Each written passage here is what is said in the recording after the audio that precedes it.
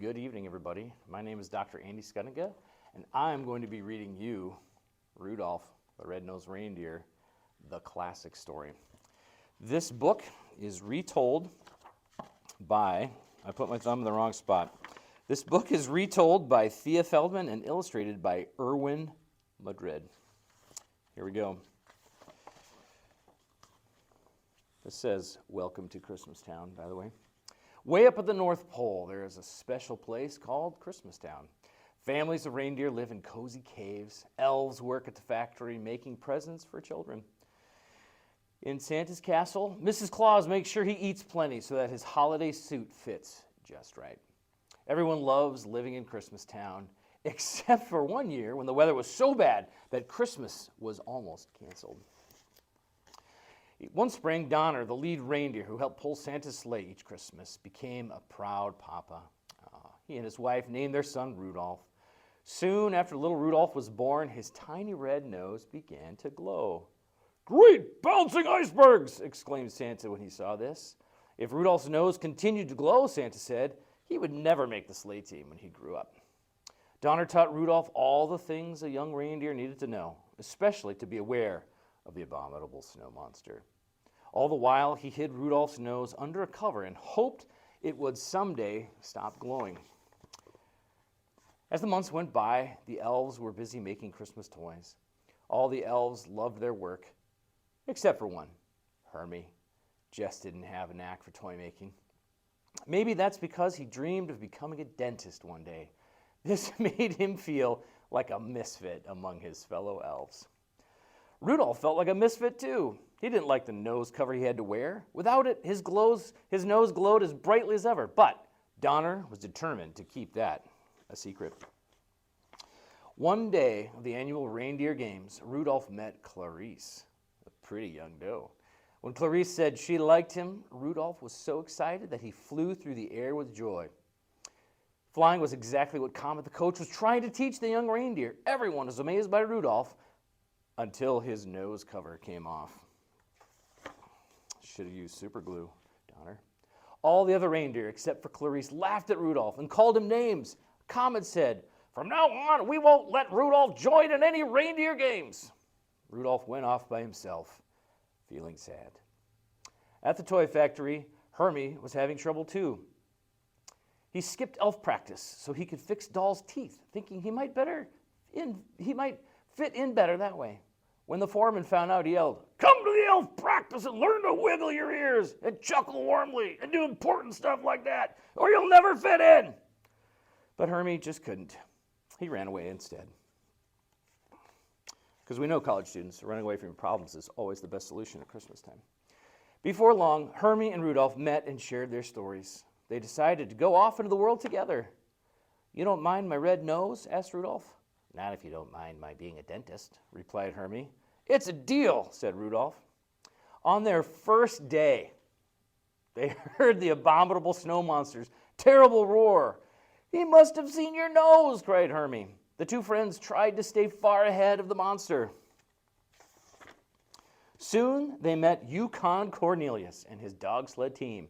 Yukon was looking for gold, but he found Ralph and Hermie instead. Then Rudolph's glowing nose let the abominable snow monster find them all. Thanks to Yukon's quick thinking, they escaped on an ice floe. The ice floe carried them to the island of misfit toys, a place filled with odd toys.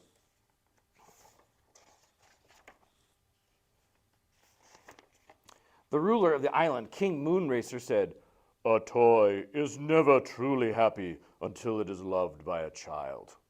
Rudolph promised the king that someday he would tell Santa about all these homeless toys. Maybe Santa would include them in his Christmas deliveries to children around the world. Rudolph asked King Moonracer if he and his friends could stay on the island of misfit toys. "This island is not for living things," said the king. "It's only for misfit toys." "How do you like that?" said Yukon. "Even among misfits, we're misfits." The king let the friends rest overnight before they moved on. When Hermie and Yukon were asleep, Rudolph slipped away.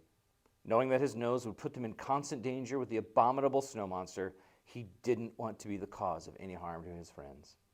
The abominable snow monster did indeed find Rudolph because of his glowing nose. He chased the young reindeer everywhere. During that time, Rudolph grew up. One day, he realized it was time to go home. Meanwhile, Rudolph's parents and Clarice had been out looking for him ever since he left.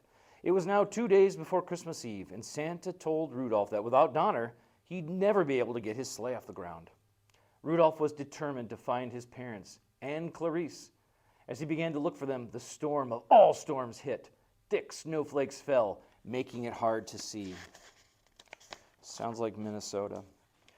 Rudolph had an idea where his parents and Clarice were, in the cave of the abominable snow monster. He made his way there despite the storm and found Clarice in the monster's clutches. "Put her down!" Rudolph cried. The abominable snow monster did and went after Rudolph instead. Yukon and Hermie, who had been searching for their friend, arrived at the cave just in time. Quickly, they lured the monster outside and knocked him out with a big rock. Then Hermie removed all of the monster's teeth. Finally, Hermie got to be a dentist.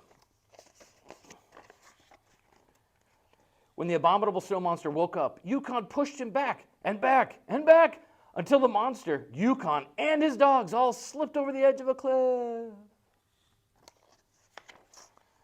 Rudolph and his friends and family were heartbroken when they returned to Christmastown.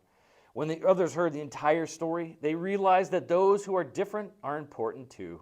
They all apologized to Rudolph and Hermie. The foreman even told Hermie he could open up his own dentist's office. And Santa agreed to find homes for the misfit toys. Just then, there was a knock at the door. It was Yukon, his dogs, and the abominable snow monster. Even though they had all gone over the cliff, the abominable snow monster was able to bounce, and so they had all landed safely. Now the monster was no longer mean. He even got a job. He placed a star on the top of the Christmas tree, and everyone cheered.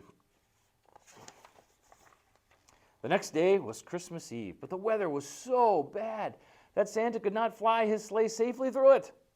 He reluctantly started to tell everyone that Christmas was going to be canceled for the first time ever. But then he realized that there was a way through the storm after all. "Rudolph," Santa said, "you and that wonderful nose of yours, that nose can cut through the murkiest storm. Rudolph, with your nose so bright, won't you guide my sleigh tonight?" Rudolph replied, "It would be an honor, sir." The sleigh was loaded, the reindeer got into place, and Santa climbed aboard. Rudolph took the lead and the sleigh took off. Santa's first stop, the island of misfit toys. Everyone had an extra Merry Christmas that year, and Rudolph went down in history as the greatest reindeer of all time. Merry Christmas, everybody.